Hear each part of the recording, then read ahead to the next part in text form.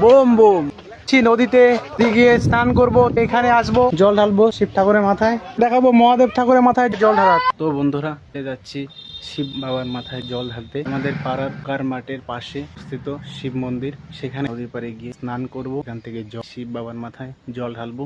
তো finally guys আমি কিন্তু যাচ্ছি জল ঢালতে, দিক দিয়ে যেতে হবে। এখন যাচ্ছি নদীতে স্নান করব, শিব ঠাকুরের মাথায় জল ঢালবো, শ্রী মহাদেব ঠাকুরের মাথায় জল ঢালা।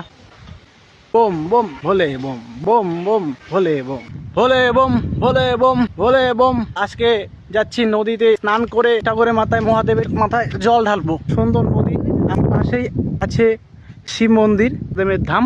নতুন খোকার মাঠের ওখানে আরেকটি শিব মন্দির রয়েছে, সেখানেও আমি জল ঢালবো। কেমন লাগছে? আর এখানকার নদীটি পাশে রয়েছে শিব মন্দির। তো বন্ধুরা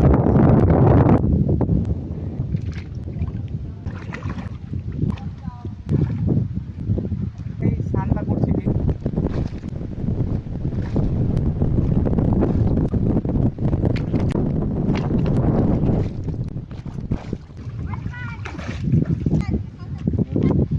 জলটা নেওয়া হয়ে গেছে, যাবো।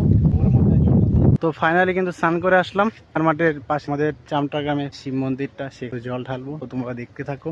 ওই সামনে মন্দির আছে। বলে বোম, বলে বোম, বলে বোম, হর হর মহাদেব। থেকে আসার পরে এখন জল ঢালবো, দেখতে পারবেন আমি জল ঢালছি। তো ওই জল আছে এই।